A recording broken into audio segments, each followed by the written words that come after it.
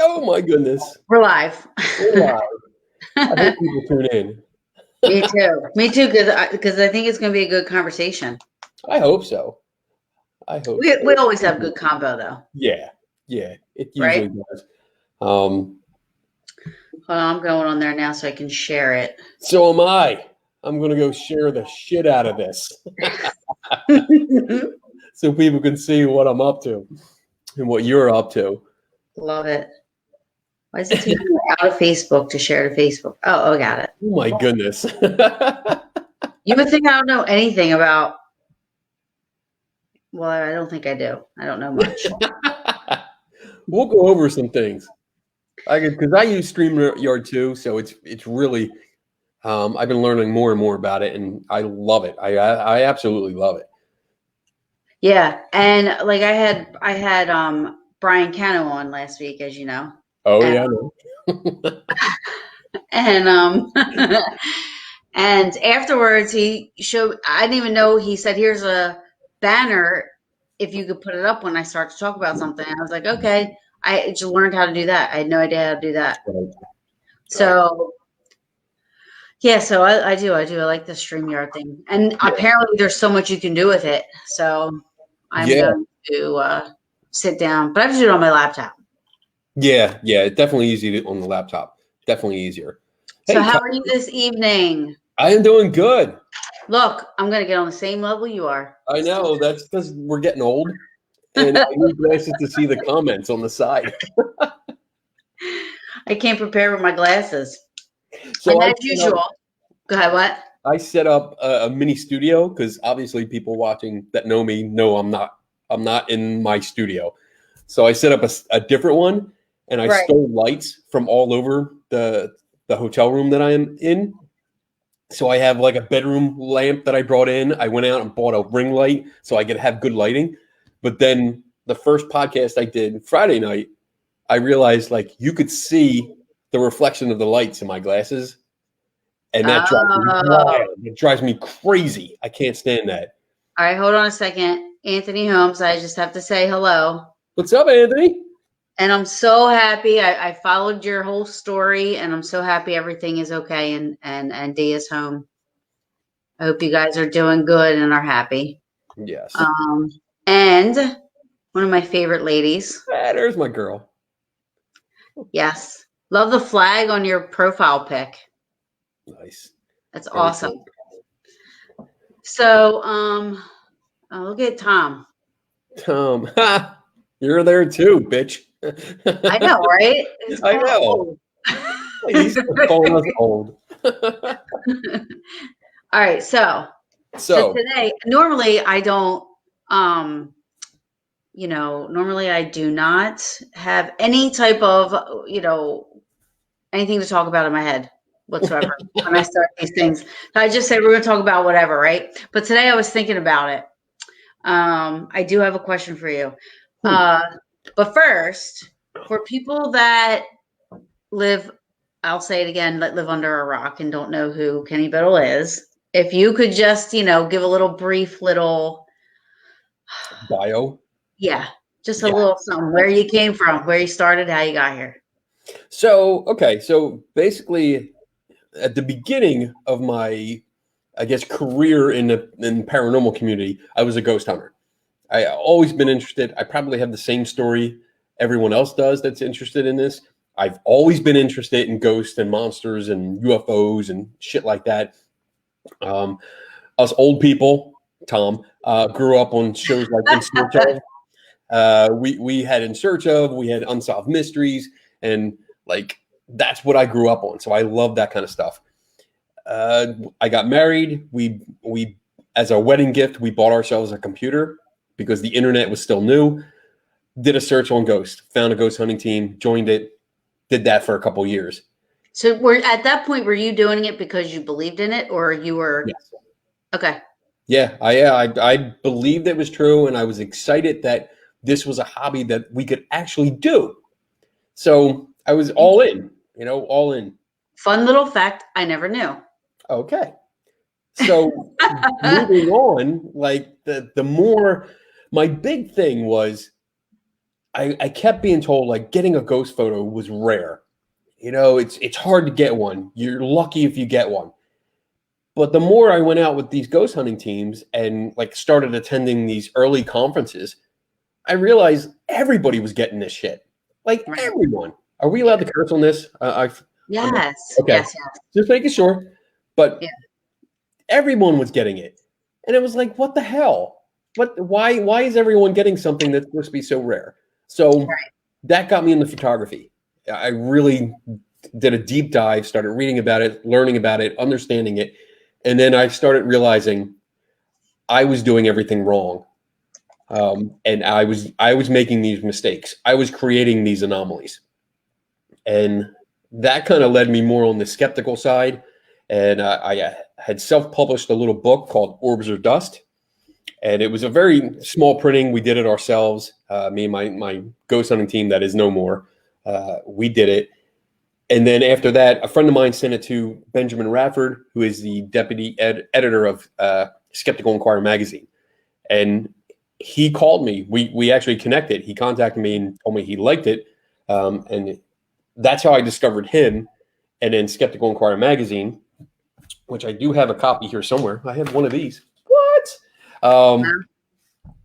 And started reading more of that stuff and realized like there was so much more to investigating claims than just going out at night and spending a few hours, sitting around in the dark, asking questions to nobody.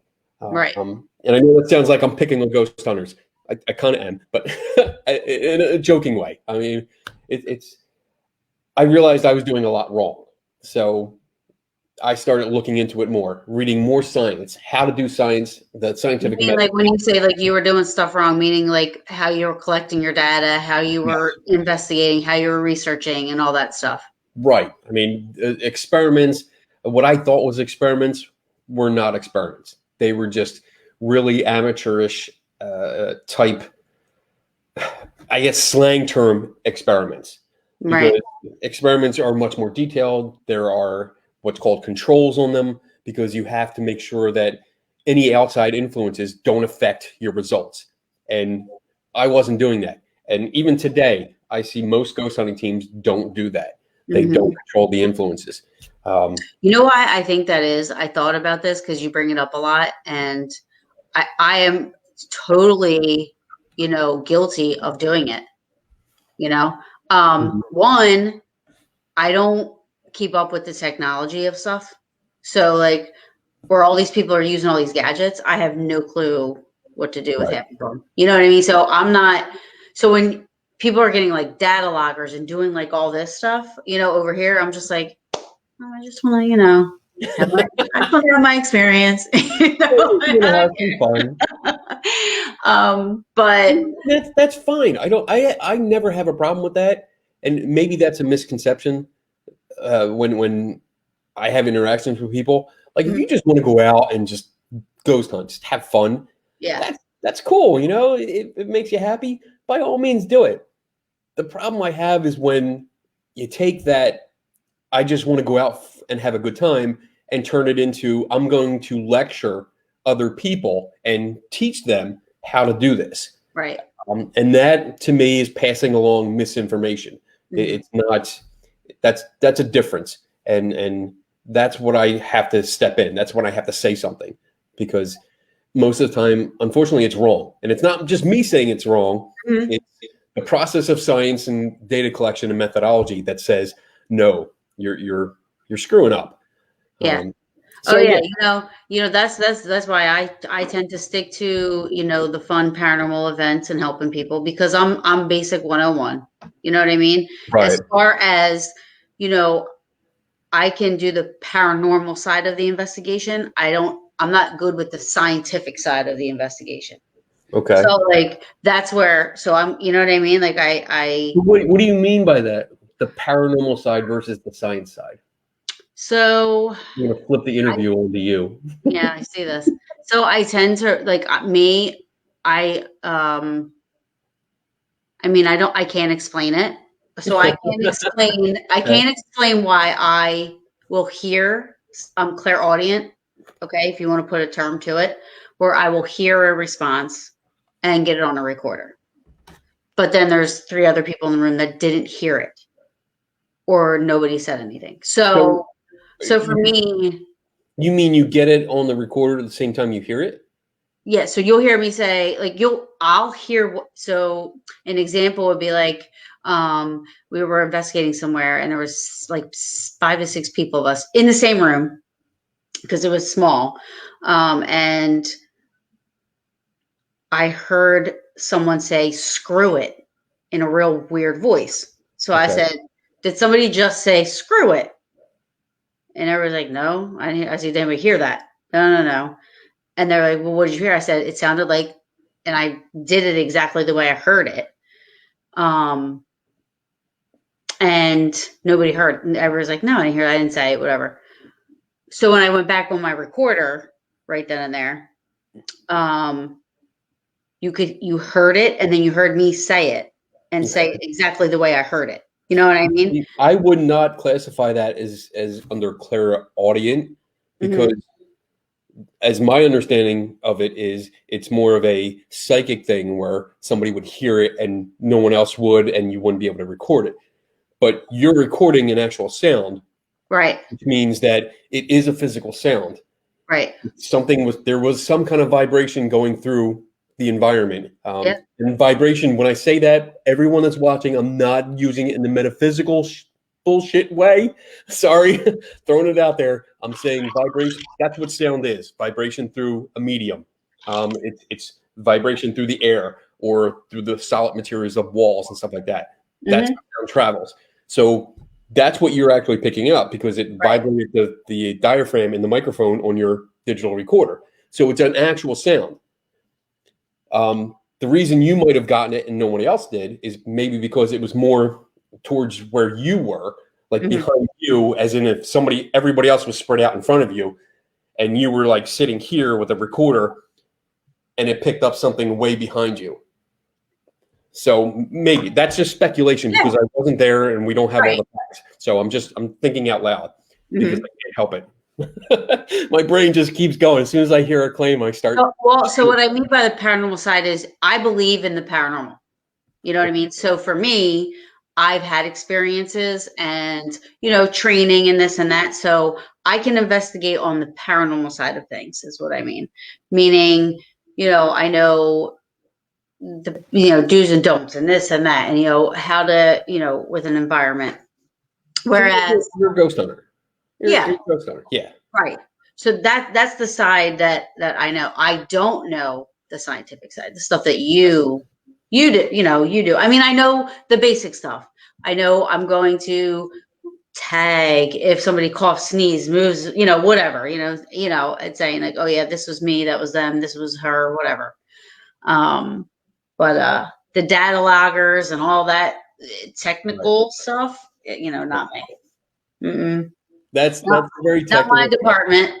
That's definitely on the statistical side, and it is important. It is important. I understand. 1,000%. I believe it. It's you need those readings, and a sample rate which means in basic terms, because I don't like to get too technical. I usually leave the other podcast that I do, Three Tortured Souls. Dave Schumacher does all the statistics. He's the stats guy, but you need readings that can take 100 readings a second, rather than a ghost hunter that's going around with a meter, looking at it, glancing down maybe every 10 seconds or so. The data loggers are important, but it's tedious. I don't deal with it either. Most of my investigations just don't go that far. Well, one thing I will say is I believe like in the energy of things. So I know. Here we go. We're going to drink. Energy is everywhere. Energy is everything. So you can't, there's no limit as to what things can and can't do. Well, yeah, there is. There are limits. There are different kinds of energy.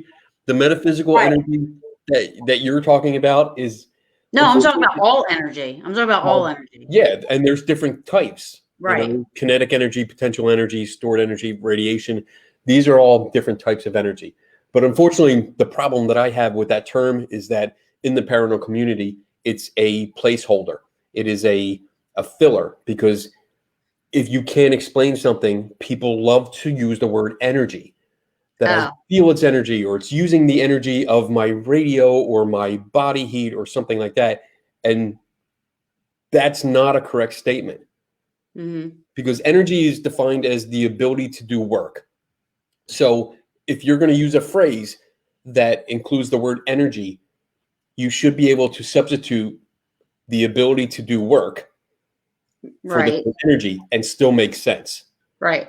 But if you can't, then it just doesn't make sense. Right. And that's, I mean, and when I drink, if people use energy in the wrong word, it's been a drinking game with me and my buddies that every time we hear that, we drink, which usually means our podcast, we get wasted by the end. See, all that energy you're wasting. I mean, my God. We get people see like Tom in the chat room was already like screaming energy, and that just gets us drunk. Yeah. And I'm not trying to talk down to the people that use that term often, because that's a product of tribal knowledge. It's something that when you get into this hobby, you hear it all the time. You constantly hear that term being used. So it's more recent though. I remember like when I first started, I never heard energy, you know. I started in the 90s. Yeah, I never. And it was used then that I know of, because I used to use it. No. Well, I was in a certain group I'm not going to mention, under a certain somebody that I'm not going to mention. So everything was negative and demonic, or there was no energy, anything. It was all that. So you know. But it's fascinating to me when that comes up in the conversation, when somebody says something like, "Oh, I can sense the energy," and my first question is, what energy? What type are we talking about? And again, I'm coming from a scientific point of view. Right. When you clash or try to interact with a metaphysical point of view, it doesn't work. It just doesn't work. Yeah. Because, I mean, unfortunately, I'm dealing with facts and data and numbers. On the metaphysical side, to be blunt, you can just make up any shit you want and say. And absolutely. That's it. I mean, I can give mystical meanings to like a pack of ketchup if I wanted to, which normal people don't have unless you're living in a hotel room. Oh, you have to have believers, right? Yeah. I mean, if you're a believer, you can attach something to everything. You can attach some kind of meaning, and say it's true and it's going to happen. But to prove it, that's a completely different story. Yeah. So that's Kenny in a nutshell, everybody. Oh my goodness. we are started off with a bang. How many people have dropped out because they're pissed off? They're like, fuck that guy. But anyways, so thank you for that. That was like perfect. That was the best. But my question is. Your question. Yes. Did you forget your question? No, because look what Tom. I believe in the ketchup. There you go. This is not ketchup. This is a vessel for ectoplasm. It's red. That's all. But it only turns red when you open it up and release its negative energy. Oh, see? Boom. There you go. You could just give lectures all day long. I'm going to auction off this pack of ketchup. I'll take any bids, and all the donations go to cancer research. So there you go. This magical, I'll sign this too. So there you go. Wait, Kenny Biddle. That's going to be a special ketchup packet. Oh, shit. And I will save it. We'll see if we get any offers, like a nickel. Anyway, I'm sorry I'm going off on a tangent. You have a question. I do. Oh, hail the Crim. Are you talking about hail the Redskins? Oh, hail the Crimson Gods. Tom's having great fun today. Oh, Bill Freeman, I love that. People love to hate Kenny as much as loves him. Okay. Yeah, but I don't hate you. I love you. I don't care what you think or say. You I sure? love it. Careful. I do. I love picking your brain apart. I do love watching your shows and listening to you. And it's very impressive the work that you do, honestly. Thank you. I appreciate that. So my question though is, because I don't know this, so I'm gonna learn something else today. Because I don't know if I've ever heard you talk about this, but conspiracies. Conspiracies. Yeah. So I've never been a conspiracy theorist. Yes. Yeah. Except for one thing. One Oh, thing boy. Here we only. go. This is And where Karen's going to and start that was beating me. and that is JFK. I do believe there was a conspiracy there. What conspiracy? So everything you're gonna Well, we have to. you're gonna laugh at me, but So wait. Every time, this is a claim. Okay, so you have something that you believe in. So right. once you start stating that, we have to clarify it. So, like you said, JFK. Right. There's a conspiracy. So And I was gonna say, so the movie JFK, the movie, Oliver Stone's version of what the events that took place. 1000% believe everything that happened in that movie. The movie. Yes. A movie, a dramatization. Yeah. Of actual events. I do. I believe it. 1,000%. I think that's your first problem. It's a dramatization. I know it sounds so ridiculous, but it's like I watch that movie and I'm like, oh my God, that's the only way that could have happened. Yes. No. And I'm like, oh my God. Yeah. So I'm saying things like that. So conspiracies moving up ahead, up to date. Everybody's I mean, like, I don't know. I'm just curious. What about what? Do you?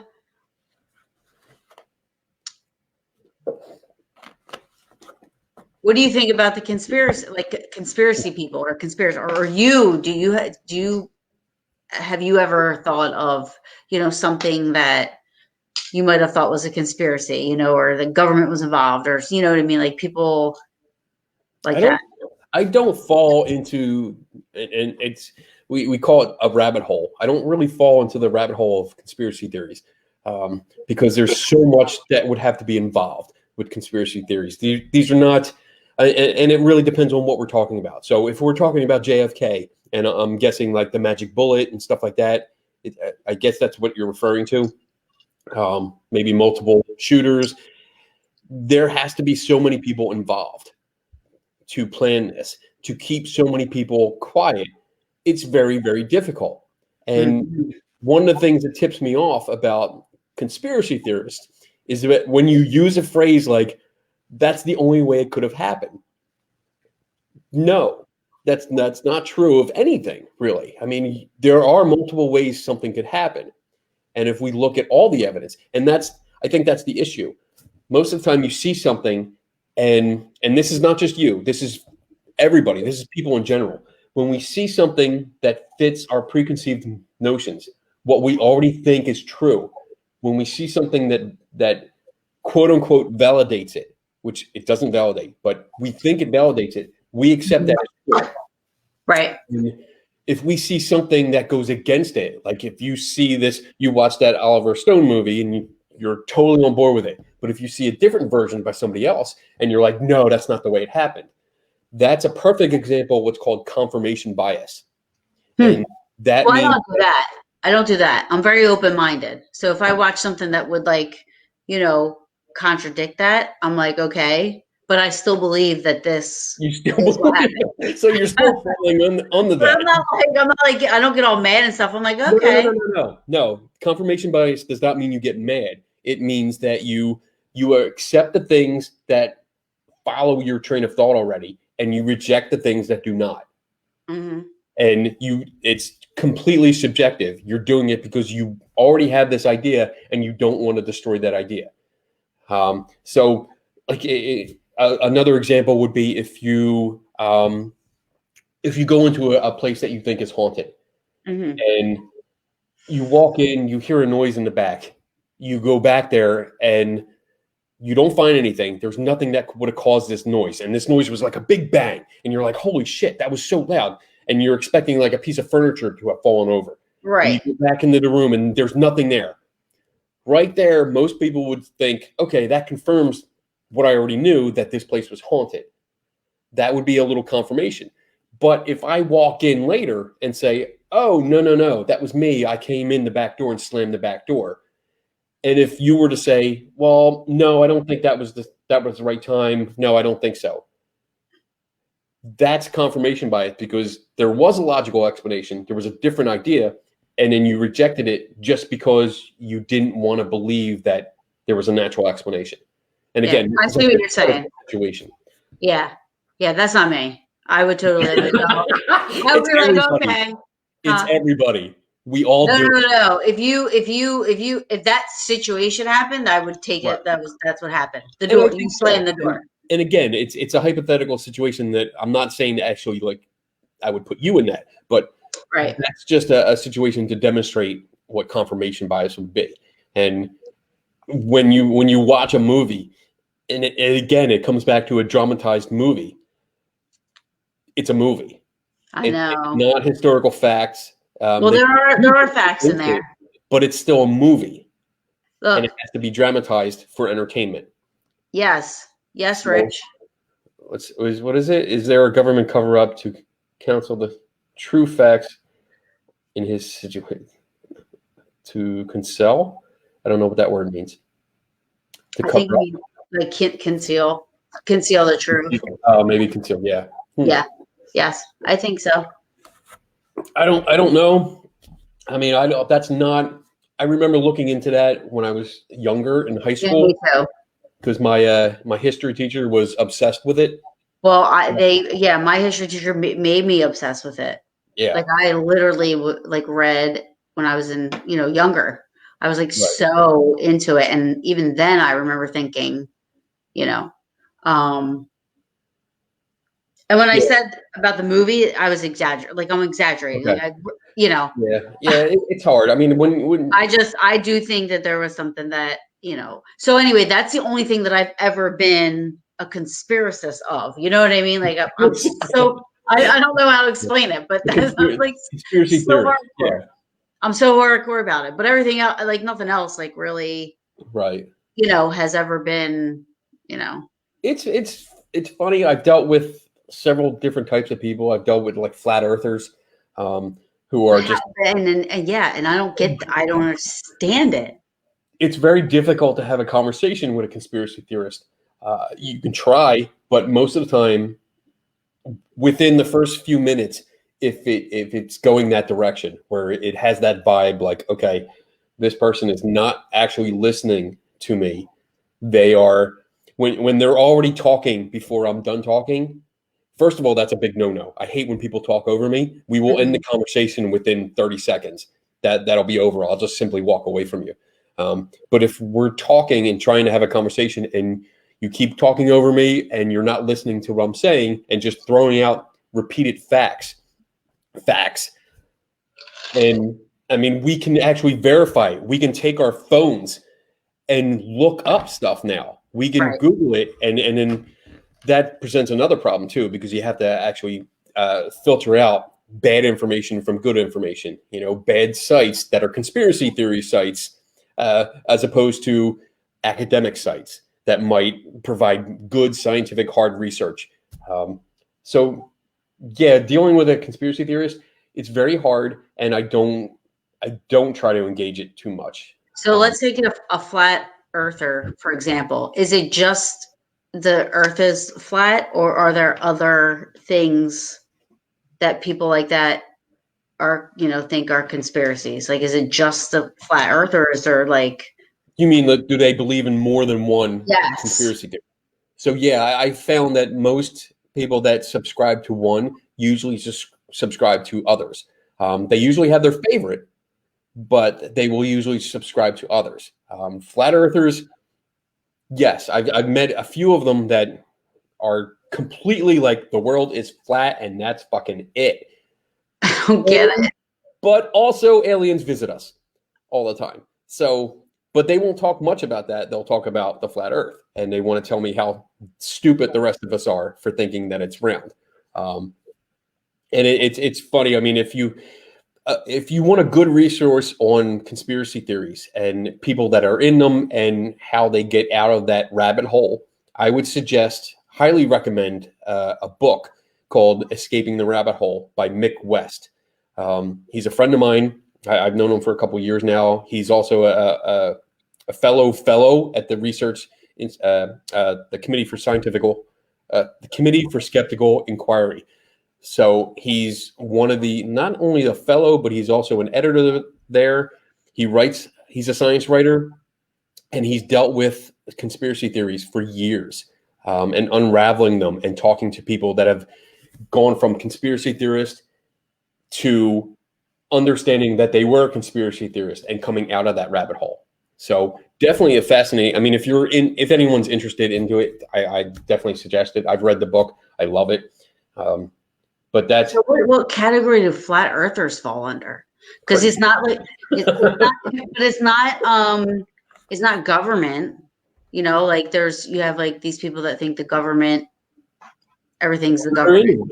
They think the government and NASA are all in on the flat. Okay, so it's all conspiracy always involves government. No, not always, but most of the time you can always find some kind of link. Probably, and again, I'm contradicting myself. I shouldn't say that.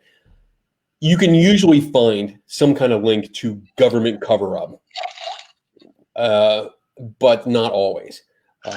For flat earthers, have you ever seen a flat Earth map? No. It's fascinating.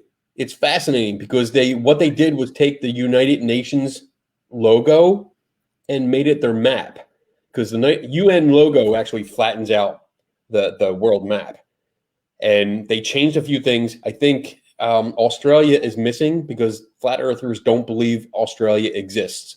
But people go there. Like, I don't understand. That doesn't matter. According to them, no, you don't go to Australia. They take you somewhere else. And the other people are just lying flat out. I want to have one on the show. They also believe that Antarctica is not just one continent. It actually is the ice wall around the flat Earth planet. So to them, around the entire planet, if you go out to sea, you're going to hit an ice wall, no matter what direction you travel. What's beyond the ice wall? Nothing. That's actually not nothing. It's the dome, because that's another part of flat Earth, is that when you look up, you're not seeing the sky. You're seeing a projection, because we're inside of a dome. And that's a high definition. Like the Truman Show? Yeah, like that. That's basically what they think the entire planet is. And that the sun and the moon go around like this instead of around the planet. Or we orbit the sun. But yeah, they think it just goes around the flat Earth planet. So like, here's that, and the sun goes like this. Oh. So wow. It's fascinating. It's fascinating, but when you start reading it, I was part of a flat Earth group for a while. Like, I didn't participate. It was like an online research. Yeah. I could not stand it. Like 5 minutes in, I was like, no, I'm fucking done. I can't watch these people, because it and just serious. Like, they really serious. I would love to have somebody on that is like a legit flat earther. Oh my God. I'm not even kidding. That would be cool. That would be a good show. It would be entertaining for a few minutes. One flat, yeah. But yeah.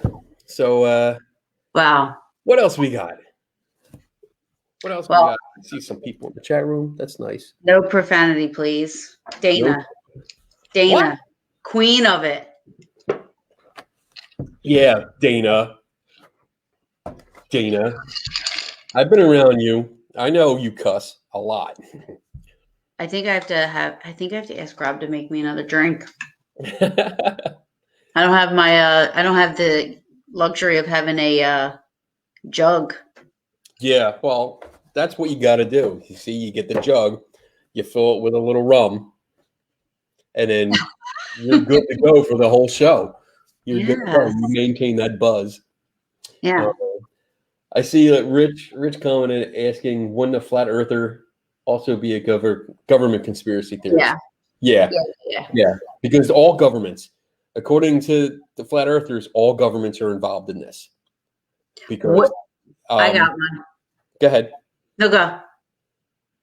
Oh, because all the governments have to be on it so that you don't travel. There's what's the treaty? I forget the Antarctica Treaty. Um, leaves Antarctica as a place for research. No one can claim it, and this is all true. This is actual the treaty, but you can't claim it as for any one country. It's for research, but flat earthers believe that this treaty is what prevents anyone from going out to the ice wall and climbing up on it and figuring out what's on the other side.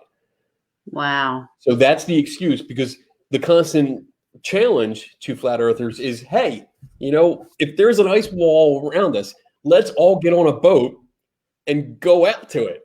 I mean, Antarctica isn't. I mean, okay, for the sake of the proving that the Earth is flat, let's just say, right? I'm talking about if I was one of them. Right. Antarctica really isn't that hard to get to. So why wouldn't they go there? Oh, they say there's a Right. They're saying because the good idea would be to go there, but I think most of them realize that if you actually went there, it would blow their conspiracy theory apart. It would blow it away. oh God, So that's just the way to insane. get out of that is to say, well, there's a government treaty signed by all the governments that won't let us go out there, that it's only for research scientists. So, But people for some crazy reason do go out there. I would never go there because I can't even. I won't go outside right now. It's too cold. Let alone Antarctica. I wouldn't go. I don't know why. I don't know why I wouldn't even go there, just because of that reason. But I would. I totally would, just to climb if there's a wall to climb, I'll go up it. I mean, I seriously thought we're going to see it. I'm pretty confident that it's not there. So I'll definitely go on a boat with a bunch of flat earthers. And they don't think Australia exists. So Australia was on the news for like 3 months in a row because of all those fires and stuff. And they were thinking that was like totally made up. I think it's made up. Yep. Yeah. It's funny. That is so crazy. I want to have a flat earther on, like a legit flat earther on. More power to you. I don't think I do. I want to. So here's another one. What do you think of the Bermuda Triangle? The Bermuda Triangle. How much have you had to drink Bermuda? So the Bermuda Triangle is one of those things that's it changes. So I haven't done too much research on it, but I've done enough to realize that the points of the triangle change. It's also like a very, very large area. We're not talking like a few miles. We're talking about a couple 100 miles. And the travel routes, the trade routes go right through it. So yes, you are going to have accidents. You're going to have boats that go down. You're going to have planes that go down because it's such a large area. And as my understanding is, there is not just one place. Like it's not like this island or this coast and then this island that makes up the triangle. If you go to different versions, different sources, that triangle moves. So it's at different points. So when you combine it all, it becomes this big conspiracy theory and this big legend where it sounds like there's a very little, like this small place. And if you go in there, you're going to see this electrical storm vortex that transports you to another time. That's not what's going on. It's just a very, very, very large area. So you don't think like the planes or the ships that have never been found? Well, I mean, there's going to be. There's definitely going to be. because it's such a large area. We're talking, I mean, if you're talking like hundreds of miles across, you're talking about thousands of square miles. Yeah. And if you don't look you're not going to look on the sea floor or the ocean floor all over that place. It's just impossible. Yeah. Unless you have salvage teams that are going out and looking for it that might make some money. But yeah, there's going to be planes or boats that went down that are lost, and you're not going to find them. Someone's going to come across them eventually.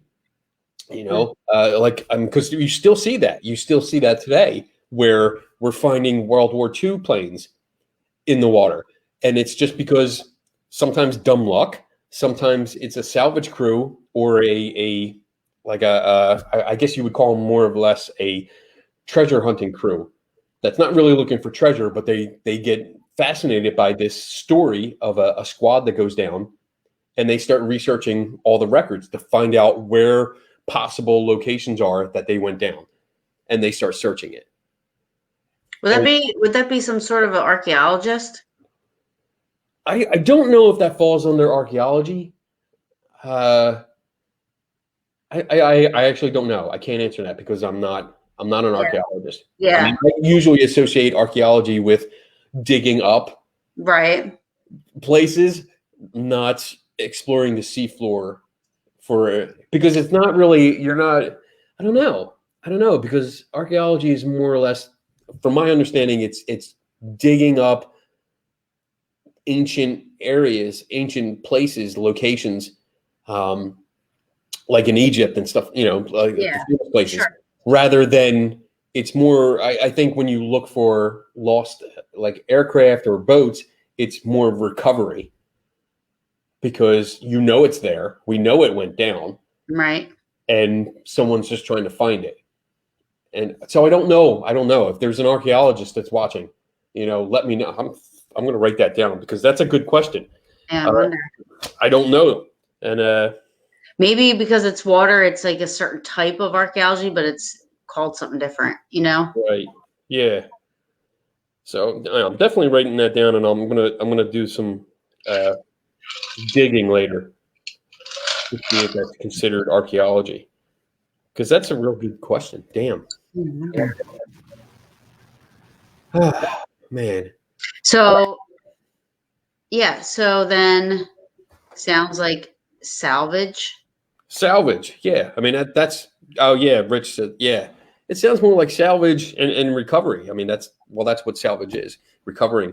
But it does have that historical context to it because it's like World War II planes, or even like pirate ships. My favorite to find. I would love to find a pirate ship. Would be cool. But yeah, that would be. But even the Titanic, but even though it's really sad they can't even bring any of it up. They can only bring up it's just gonna just rot. Right. It's so sad. Right. But that fascinates me, like the Titanic, stuff like that. Like the last I saw though that they were doing a 3D scan of it, so that we're going to have a completely virtual reality 3D image of it that you will be able to walk through, which is fascinating to me. I mean, that's me too. To have that technology come about before it's lost forever. Yeah. Is just it's mind blowing, and I can't wait to experience it. Because I mean, to think to not to be able to see it ever, you know what I mean? I just it's very so yeah, that's amazing. That's cool stuff. Very cool stuff. So what have you been doing lately too? Like have you done any ghost hunts? No, I helped out Penhurst during Halloween for a night or two, but that's about it. I mean, basically I've just been doing this, Me too. This is all I've been doing. Well, I did. You were supposed to be on the day that right.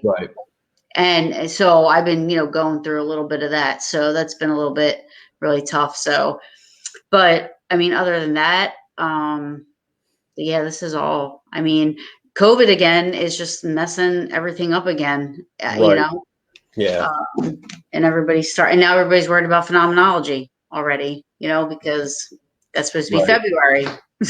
And we're very close to February. So, Right. Yeah, I mean, it's bad. I mean, I'm seeing the restrictions come through. I'm keeping watch on it because, I mean, oh, Pennsylvania, I know. the field that I work in, I have to keep close eye on this, and it looks like probably everything's going to be ruined until maybe this time next year. It just is insane. So I don't see any conferences happening before the year is out. I mean, well, before an entire year goes through and cycles through. It's sad to say, and I really hate it, but unfortunately that's what I see happening. Somebody wants to know what my best ghost hunting experience. What's Taryn's? Oh, Helena. Helena is she follows my show a lot, and what's Taryn's best ghost hunting? Yeah, what's your best? We're going to turn the interview. That's a very pretty name, actually. What? We're going to turn the interview back onto you. What's your favorite ghost hunting experience? What's your best one? Tell us. So I'll be honest.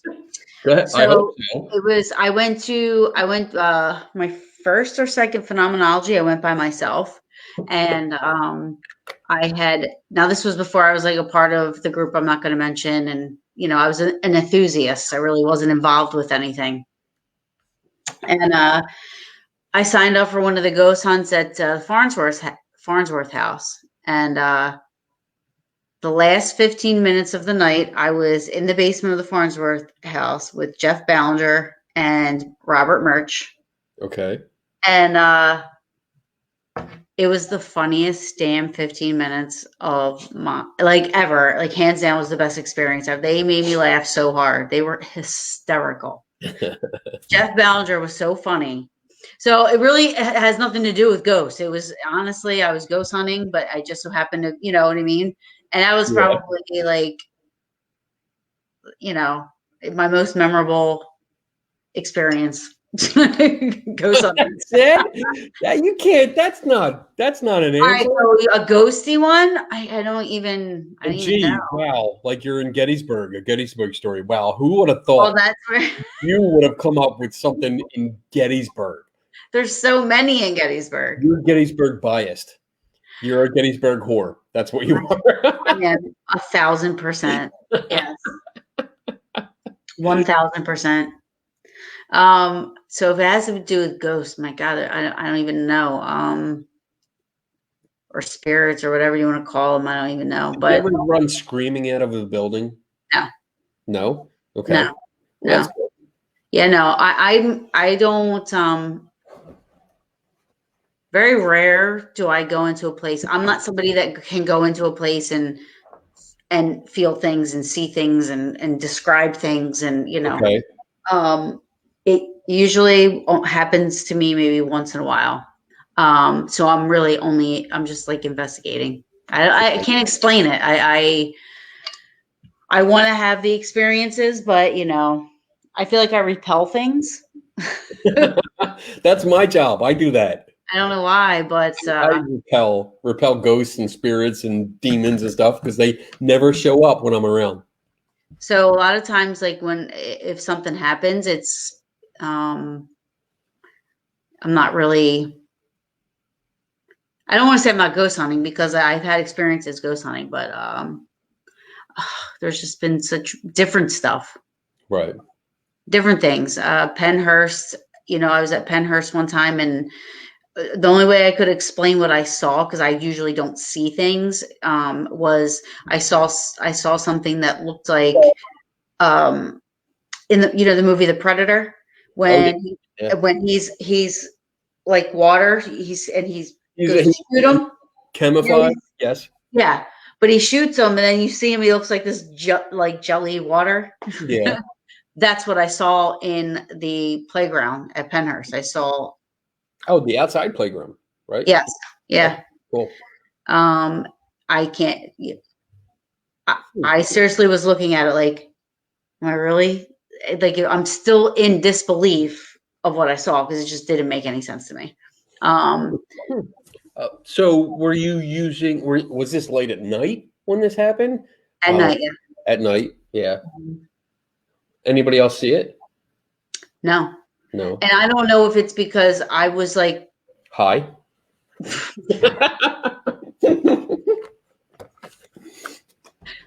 but I don't know if I was just, it because I was just staring. So I was just like, still trying to think, like, am I really seeing this, Right. And then did anybody see that? But by the time, you turn, and Mhm. then, so everybody said no. So I don't know. So maybe I was hallucinating. But then there was another time in Gettysburg where I thought I saw, now my mind automatically is rationally looking at this thing thinking, oh, there's a bird in the bushes, flying in the bushes, Right.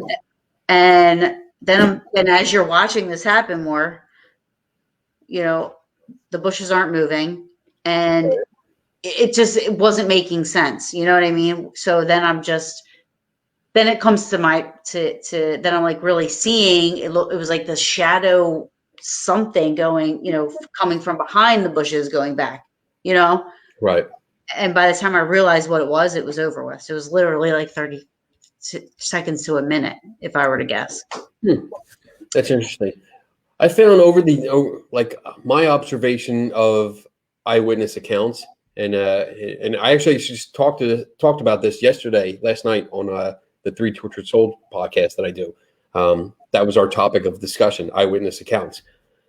But I found over the years that people have all of us, there's a distortion of time where something that might only last like 2 or 3 seconds feels like, hey, there's your drink, Thank you, babe. buddy.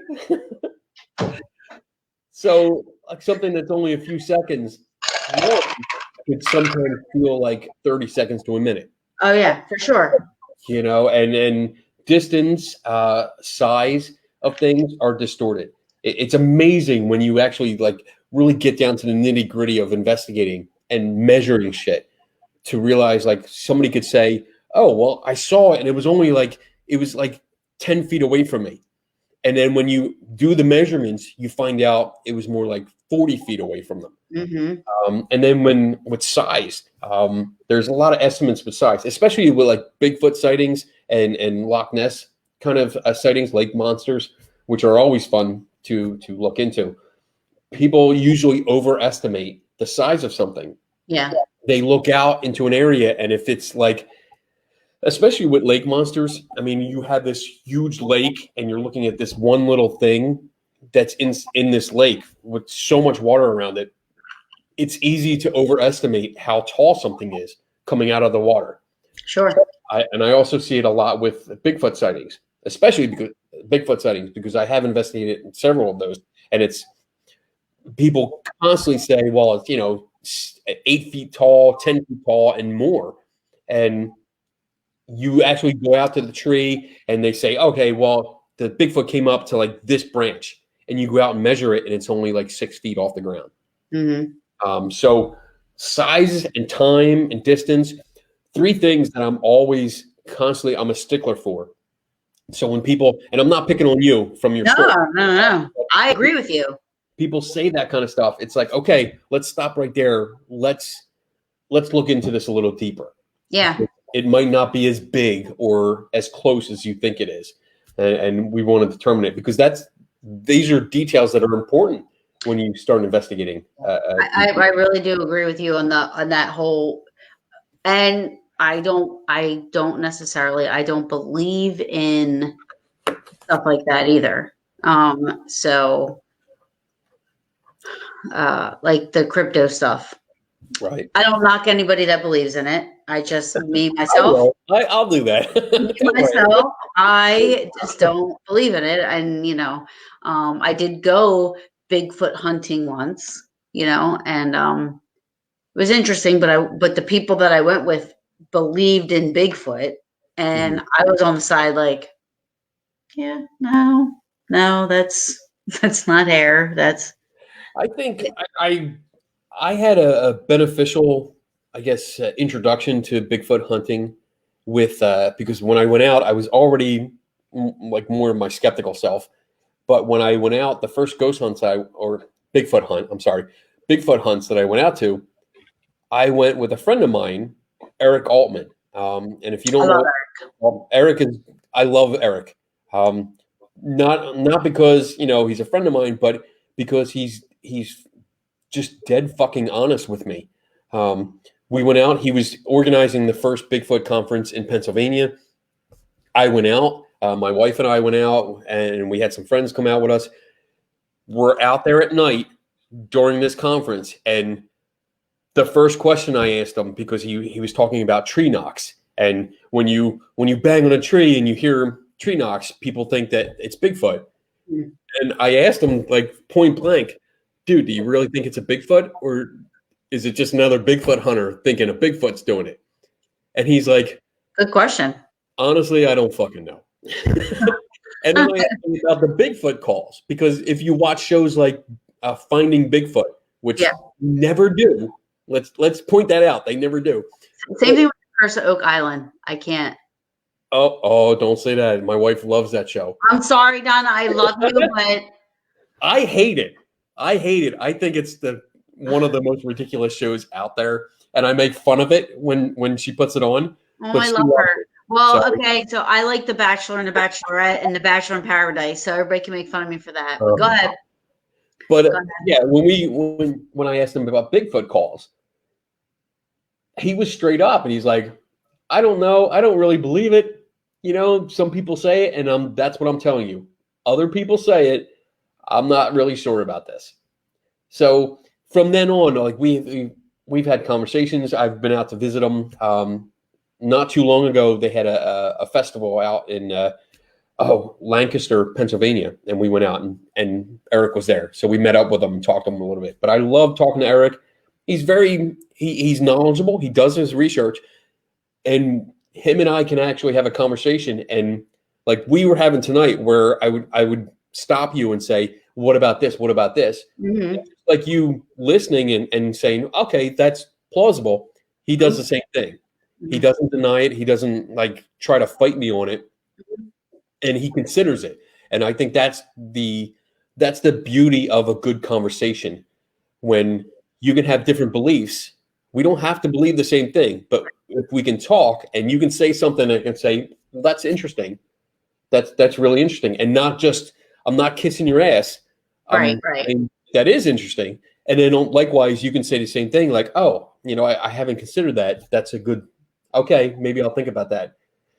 When you have good conversations like that, that's where we make progress. Mm-hmm. And Absolutely. that's the core of my philosophy. I mean, and I love it. Never stop learning. Have a good conversation. Yeah. There's so many people that can't. God forbid. I got into it a while back. I wrote, and I'm sorry, I am not a fan of Zach Bagans. I'm not. I am not. And I voice my opinion about that. Normally, I keep my opinion about others to myself. But I did one time, and this person, I guess, that followed our page, lost her shit, like totally went ballistic on me because how dare I, and I'm like, dude, like we have a difference of opinion. It's okay that you think he walks on water, but I think he, sucks. I had a guy once. I get a lot of emails every day from paranormal enthusiasts, and I use that as a general term for people that like ghosts and Bigfoot and UFOs. So I get probably, I usually get like between 15 and 20, sometimes 25 emails every single day from people, and we have good conversations. And I had one guy email me telling me, he started off by saying, how can you not believe in ghosts? Because there's so much evidence out there.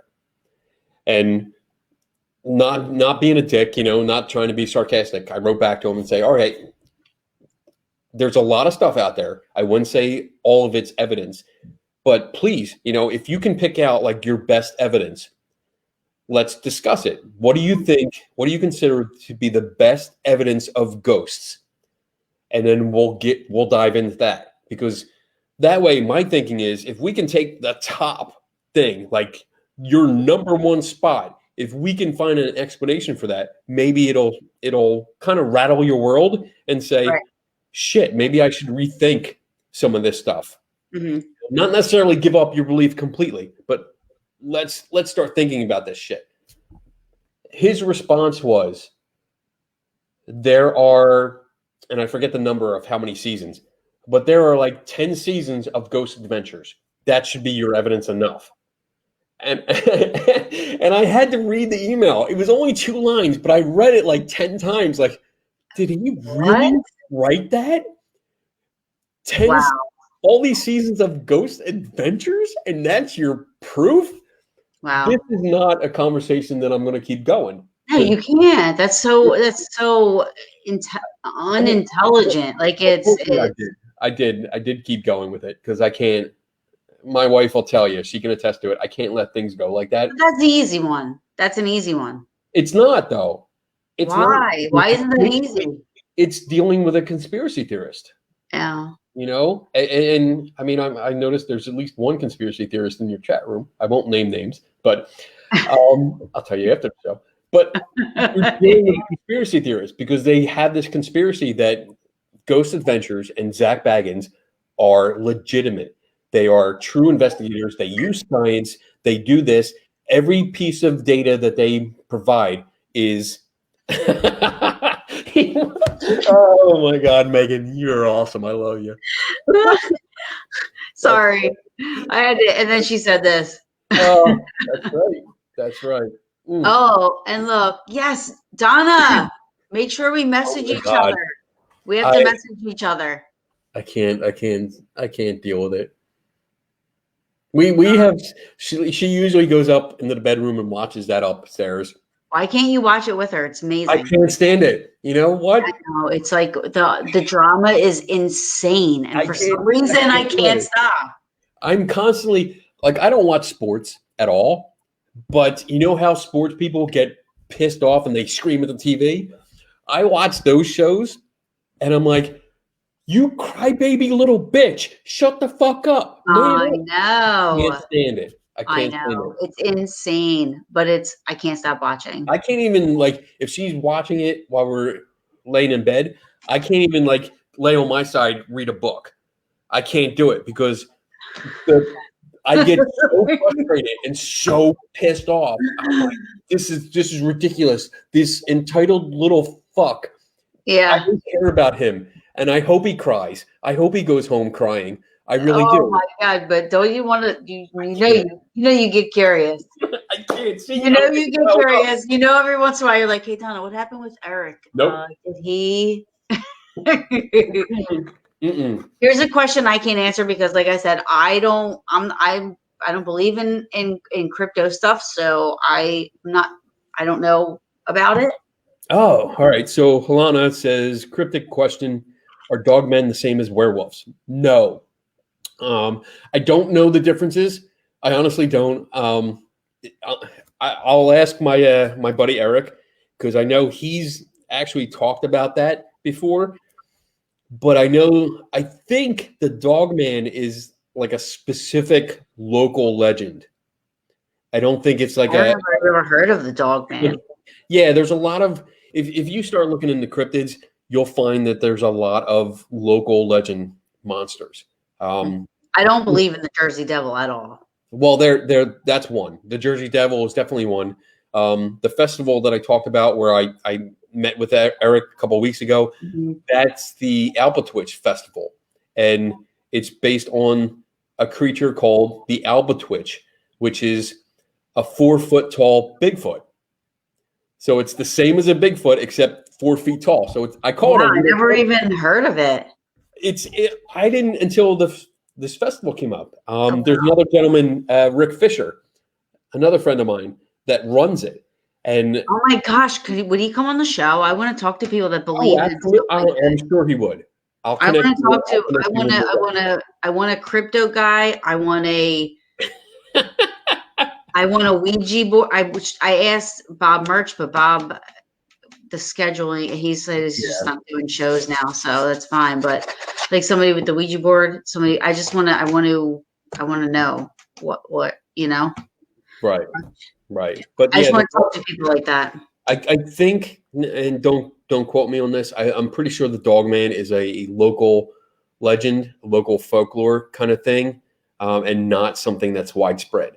I don't know. And this, I'm not really set up. As you can see, I'm not set up at home, so I don't have all the resources available to me. But I'll look that up, Helena, and I'll try to get back to you.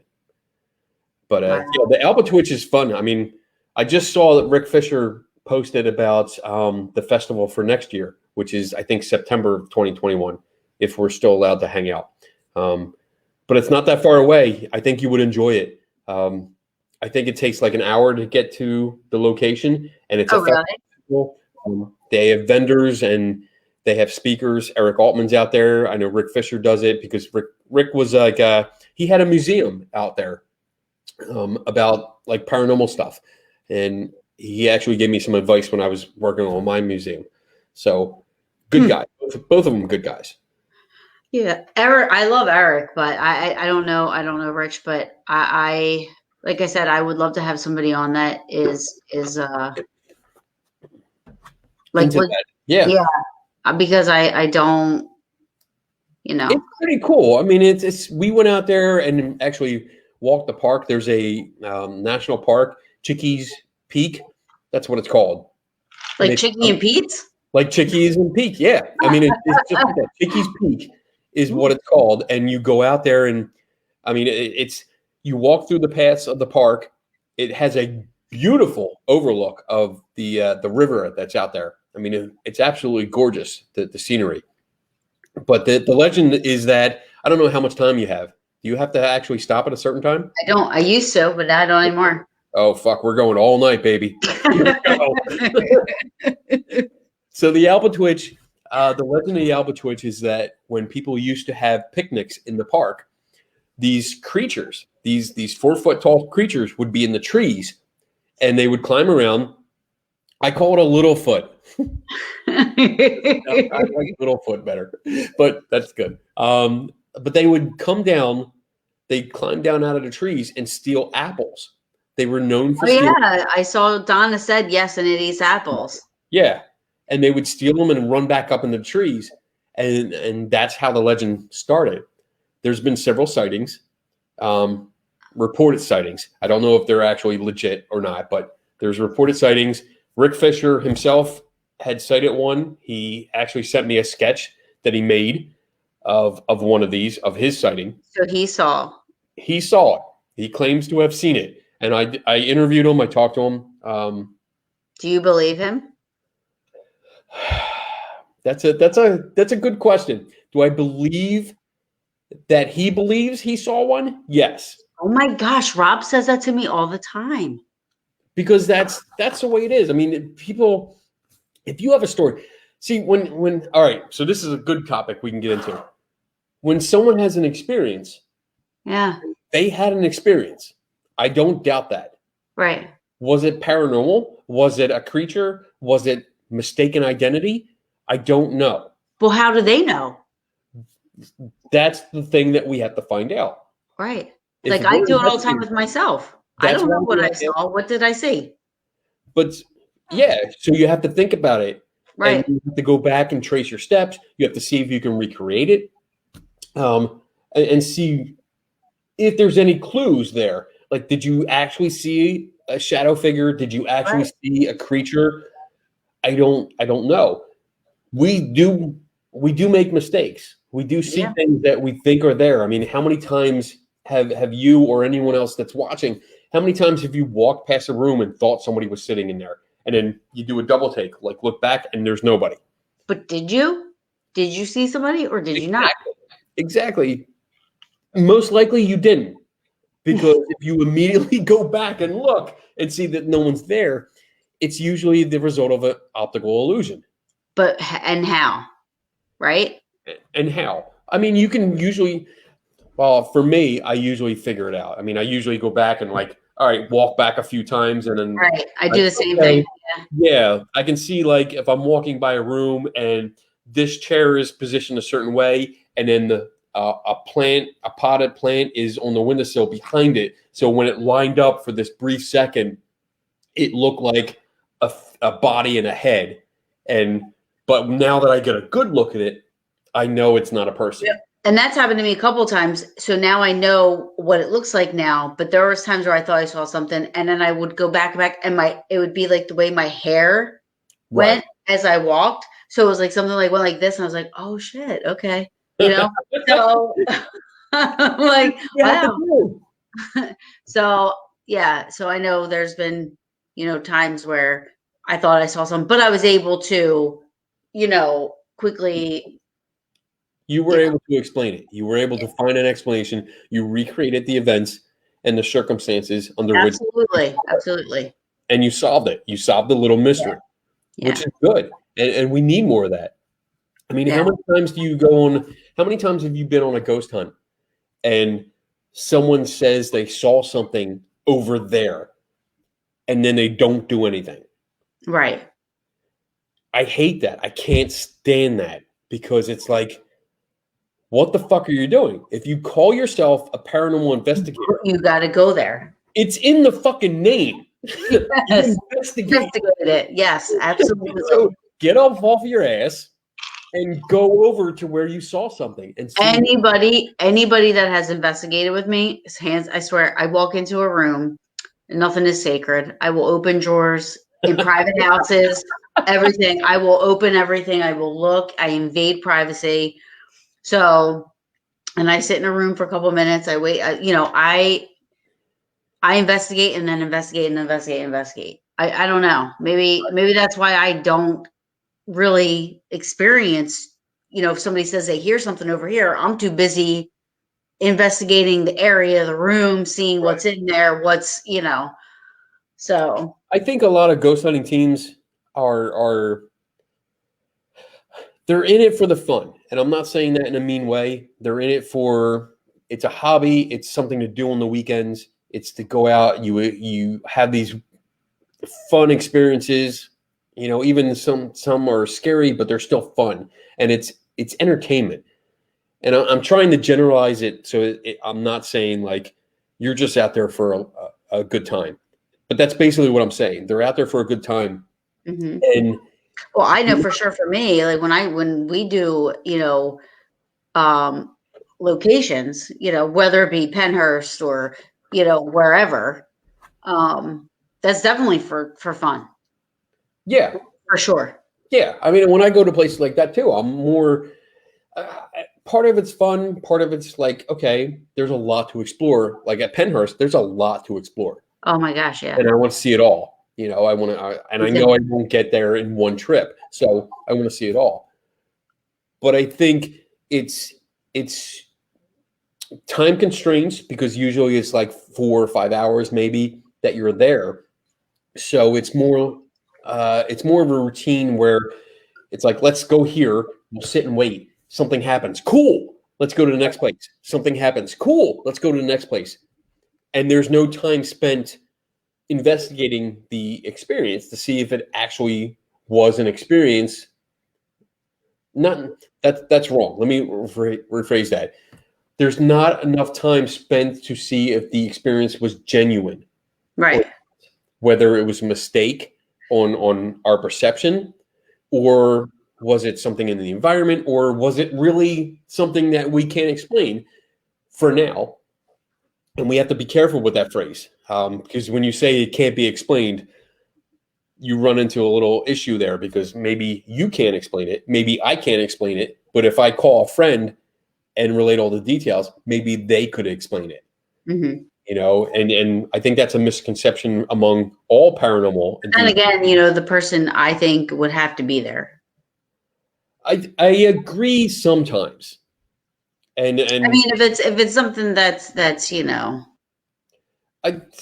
know. See, I was going to bring that up last week because I know that particular thing was brought up, but I've actually been able to solve some mysteries literally sitting in my home in my chair. There are resources available where you can research stuff. There are also experience. When I say experience, there's experience that helps. And when I say experience, it's because of a certain topic. Like I have a lot of experience in photography.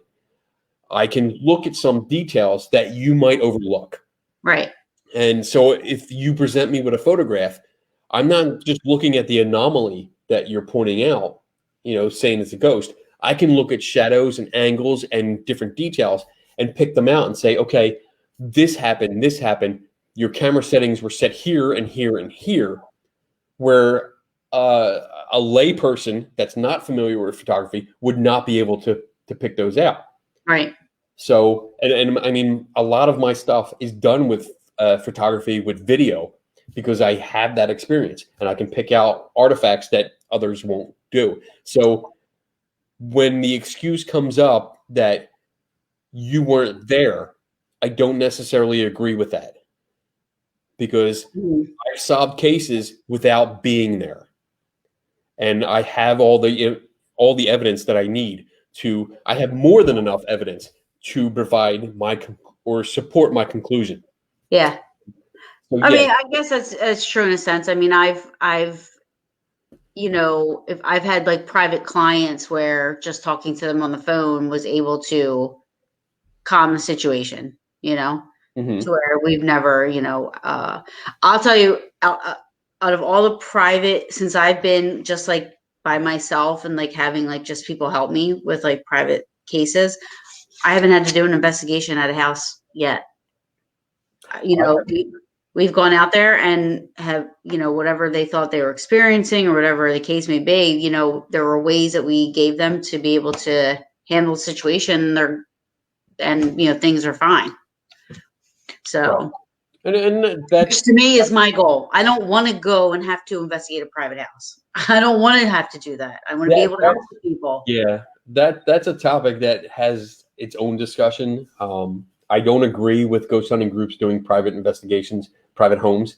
There's a lot of psychological, so much legal, and ethical issues that I have with that.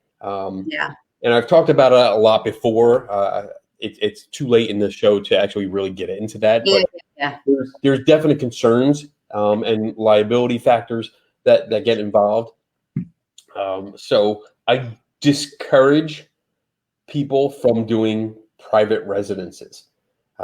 If you want to do like public places that are historic places, have fun, have at it, but when it comes to private homes, you are literally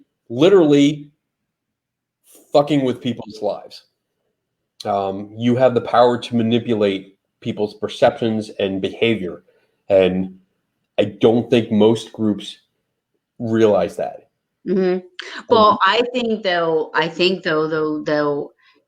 with that, if there's, so you take a schizophrenic, for example, that's a delicate situation and, they believe what they believe. Like you're not going to convince them otherwise. They're talking to somebody, they're seeing somebody, they're, telling them to kill their brother or they're whatever it is that this person's going through. Right. So they need that type of a help. They need professional help. Exactly. Yes. So and I don't think most ghost hunting teams. What I'm saying though is if you have a family that believes 1000%, whether it's true or not true, they in their heads, they believe that they have a ghost in their house that is doing whatever, there are ways to help that. And on that side, whether we believe it or not, whether we believe something's happening or not, and I only said it because I know the last 3 or 4 cases that have come my way, we didn't even have to do an investigation. You know what I mean? There were ways that we handled the family, and one had 3 little small children involved, which is why, you know what I mean? So it was very important. We spent a lot of time with them, but also I've been in the medical field for 20 years.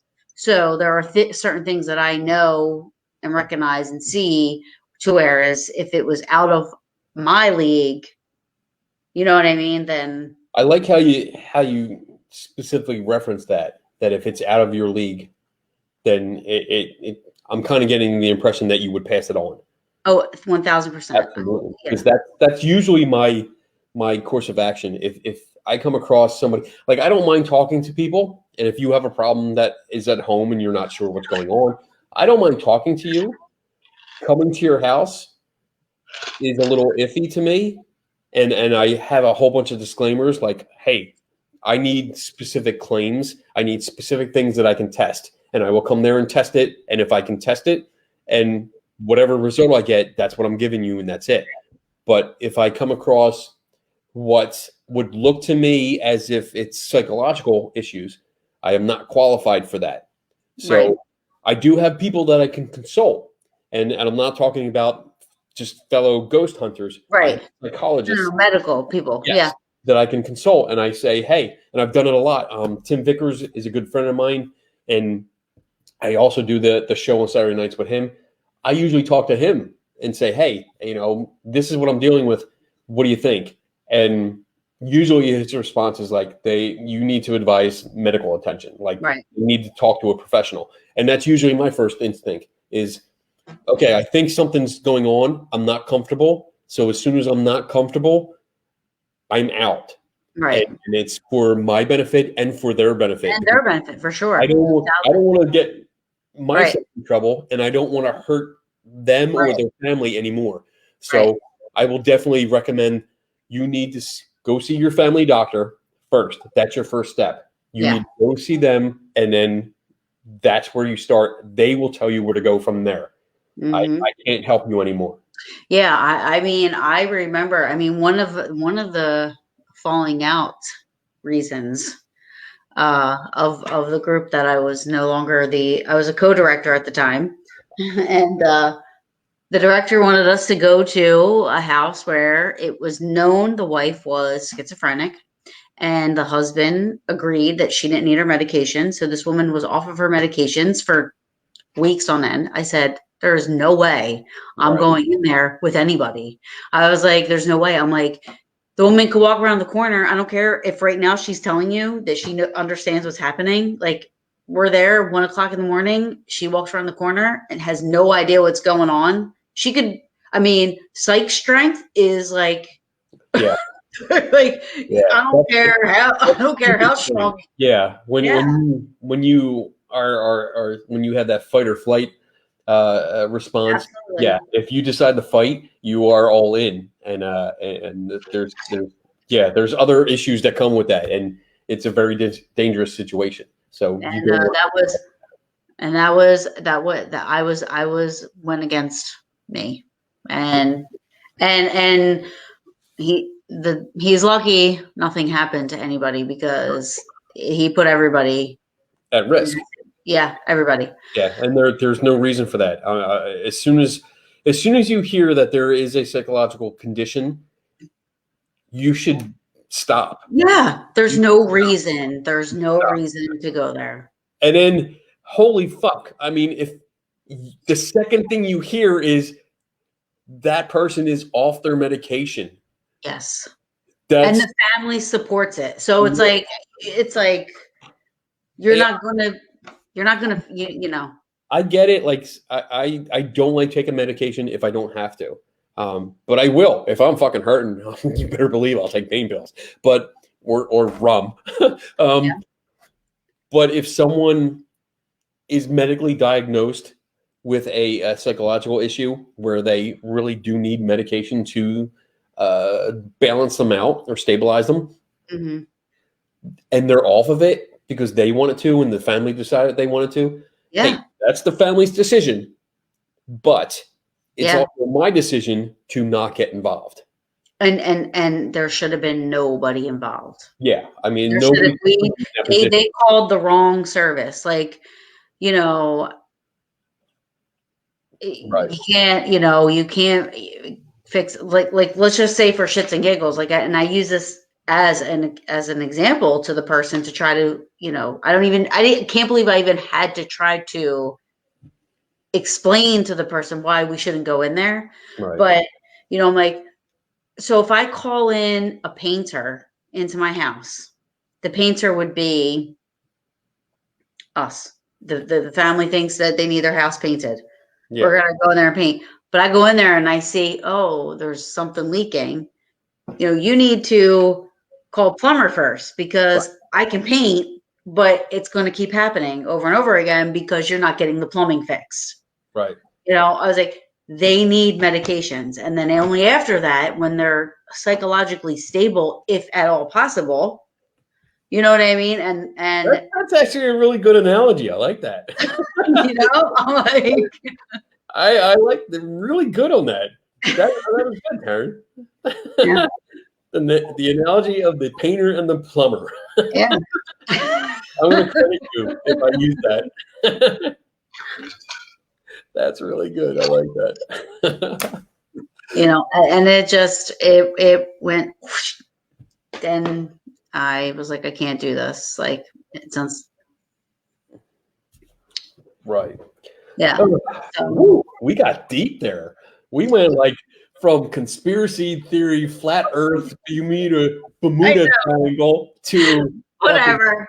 I know. We talked about a lot. Holy shit. Yeah. Not bad for not really having any questions or topics. Yeah. But we have alcohol. That's all we need. Topics just keep flowing. And the Biddler. Oh my goodness. Regardless of your let's talk about psychologically messing with someone. You and your damn dolls on my page. Megan, you're a sissy over there who's supposed to be my BFF. Oh my God. That's funny. Oh, you know what? When I did the last video I did for my YouTube channel was about the dolls. And I thought of you the whole time because I was going back and forth thinking, okay, I know you hate dolls. I know you got this fear of dolls. But after like we had a conversation online about that TV show that you were watching that you loved, the video evidence, and you were talking about the doll that walked. Oh my God. So I mean, that's what inspired that. And I think I said it in the video. That's what inspired it. You talking about that doll walking because it didn't walk. It did not walk like this. It was pulled. And you can clearly see it pulled. So that's what got me thinking, like, okay, I can recreate that. That bitch walked. And then I started thinking, how else can I recreate this? How can I make other dolls move without CGI? How can I do it with practical effects? And I did the whole video. And then when I did the icon, the thumbnail, which Donna, my wife, took, I laid out all the dolls on the floor. And as soon as I looked at it, I'm like, oh, this is going to freak her out. Oh, I hate you. That's fun. I can't wait. It's not fun. I think that's why I tagged you in it, because I wanted you to see it right away. They're creepy. Oh, my God. Haunted dolls are not haunted. They're not. They're not cursed. They're not possessed. There's no such thing as a haunted doll. Let's talk about haunted dolls. Let's start taking on your fear. No. The first thing about haunted dolls is that dolls do not have muscles or ligaments or bones. They don't need them. There's nothing to move. Think about it. Let's think about it like this. What would be the purpose of possessing a doll? Besides the horror movie. Because it can use its body to murder me in my sleep. Why can't it just possess you and make you murder yourself in your sleep? Because I'm too badass. They can't break it. Why go to a doll that is tiny that you can literally pick up? Because that scares the shit out of you. That's why. Because half of it evilness wants to scare you. So it's like, I'm gonna do this.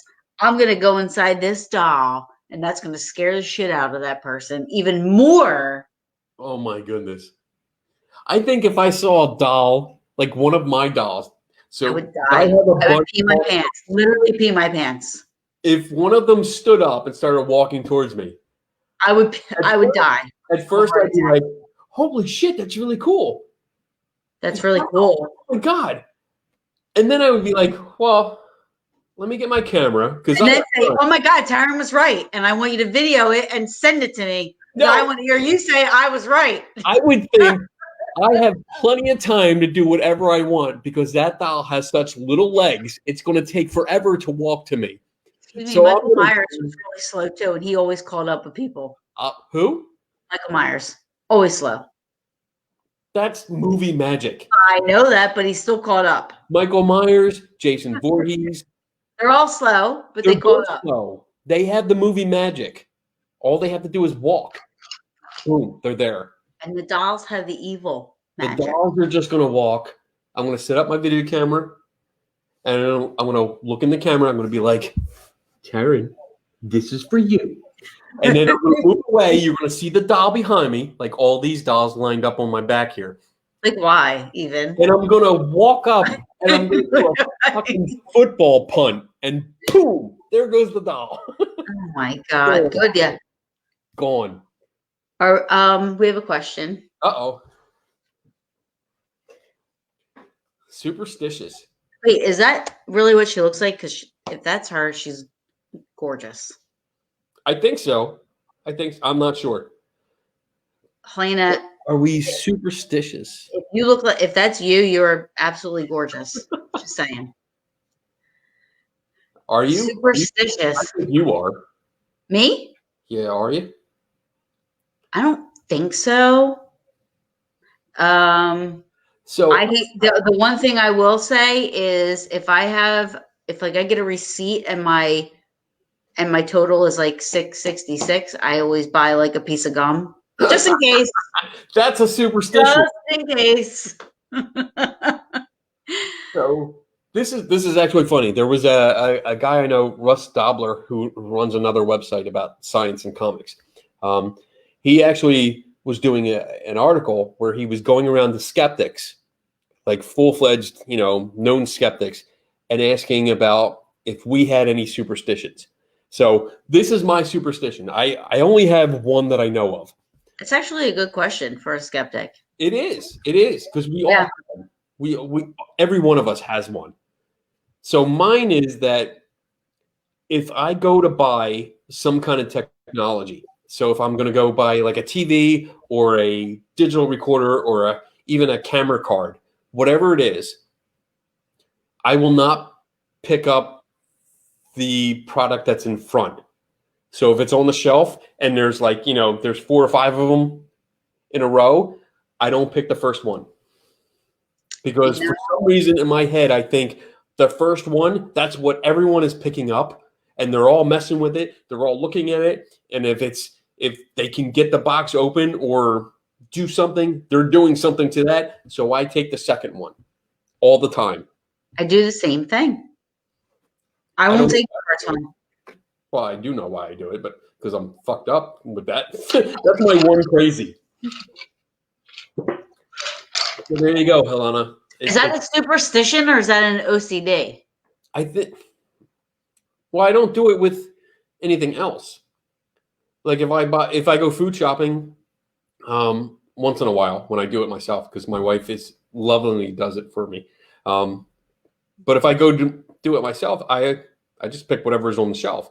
I don't think about that.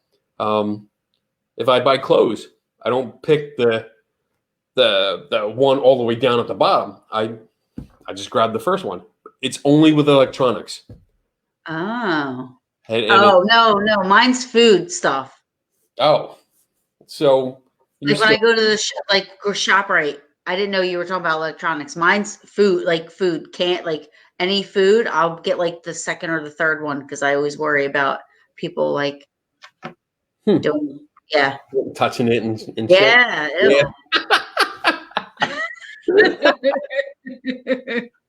That's weird. I don't think about that except with like fruit and vegetables. Those if we buy. Oh yeah, no, yup, 1,000%. Oh no, I go way under. But it's only with electronics. I think that's the only superstition that I have. except for the the man-made ones that I don't do a podcast without drinking. I mean, that's just routine. Yeah, that's habit. Yeah, I yeah, definitely have it. Somebody said, Helena said, would you open it? I'm gonna put it up just so we can see her face again. Would you open an umbrella indoors, walk under a ladder? Yes, absolutely. I've done it, especially the ladder thing. I work. Part of my job has to do with working on things in the ceiling, so I have no problem doing that. That doesn't bother me. You know what's weird though? Every time I walk under a ladder, I'm not saying like that's like a thing I do, but like if I don't consciously not do it because I'm superstitious. But if I do it, I always feel like, ooh, should I have not walked under that? But then I don't care. I'm like, whatever. That's funny. I don't ever ask myself that. Like, oh, should I have done that? Well, maybe I do. Sometimes I always respect when people. I always respect when people have their own things. Like, there's people like I'll walk down the street with, and they're like, "Oh, we can't split the pole." I'm like, "What are you talking about?" I'm like, "I don't know what you mean." And so you have to like walk. I'm like, "Oh my god." And out of habit, I'm not superstitious about it, but I'm one of my best friends, 30 plus years. Every time if you drive through a yellow light, she always like taps the top of the roof twice. Yeah. Okay. So I just do it now out of habit. not even thinking about it. Nice. So that's interesting. Yeah. Yeah, I don't do that. I mean, the only time I really second guess myself with that, like, should I have done that, is usually when I respond to like an email or something, when I'm kind of nasty. I feel like I say it to myself probably four or five times a day. Yeah, for sure. I don't do that. I don't do it as much. I mean, once in a while, like I'll come down, I'll bring my laptop down, and I'll go to my wife and be like, "Hey, should I say this?" And she's like, No, no, change that. Be nicer. Donna is the voice of reason. Yes. Yeah. Sometimes, I mean, we all have that knee-jerk reaction sometimes. Yes. It's like sometimes I just get an email that's like, you dumb fuck. Okay, I'm going to give it to you. That people actually like go out of their way to email you just to let you know how much they don't like you. Like, it's just so. I get people telling me, I mean, some of the emails I post. So yeah, I see them. And it's like, so they're really nasty. I mean, it's funny sometimes when the email starts out, "Dear dumb fucker," like that cracks me up. And then usually it's spelled wrong. But other emails that they want to point out that I was wrong about something. And then I reply like, "Okay, tell me what I was wrong about," because they don't actually tell me what I was wrong about. They just want to tell me that I was wrong. Right. And other emails where... Well, because they don't have anything to back it up. Well, no, it's not even like they don't tell me the topic. They just type, "Hey, you're fucking wrong. You're stupid. You should do your research." Well, to me, that would be. I'm thinking that's like, because the most you talk about, I think, would be like the paranormal ghosts and stuff. You know what I mean? So I think that's mostly what people get upset about. Probably is, but there's other, like, I get emails about articles I did years ago, and it's just because somebody just decided to search that topic and came across something I did. Right. And that's fine. I don't mind talking about it. We can discuss it. And certainly if I'm wrong and you have something to show that I'm wrong, I'm certainly going to entertain it. I'm certainly going to look at it. And if you're right and I was wrong, I'll correct it, because that's just good journalism. But there's other times where I get emails saying that if I show up at a conference, I won't be able to walk out. Stuff like that. Oh my gosh. And it's pretty bad. I mean, some of them get graphic where they wish harmful things to my family. That's horrible. I don't agree with their beliefs, and it's I don't get it. That's horrible. I don't get how you can get so hateful Yeah. because I don't believe your ghost story. Yeah. You It's know, not. and really, it's ridiculous that it comes down to That's that. crazy. Like, Well, has there ever been a point where you felt maybe the need to like, I mean, because like if somebody knows you're going to be somewhere and they're saying if you come there, you're not leaving, like, do you ever feel like, okay, there's twice, I think, where I forwarded to the cyber crimes okay, division of the police because it was so detailed that I yeah, was actually concerned. Not yeah, really for me, but mostly for anyone that would be in the vicinity yeah, because yeah. it's a public venue. And, if something breaks out, if somebody goes crazy, Listen, people are crazy. yeah, People are other crazy. people can get hurt. So I'm Yeah. more concerned about that. If they're just threatening me, for the most part, I found over the years, it's not, they're not credible threats. There are people that are pissed off and just saying like, I want to kick your ass. Okay, that's great. Because the first thing I do is look them up. Yeah. I see it's like a 4 foot tall fucking Napoleon complex motherfucker.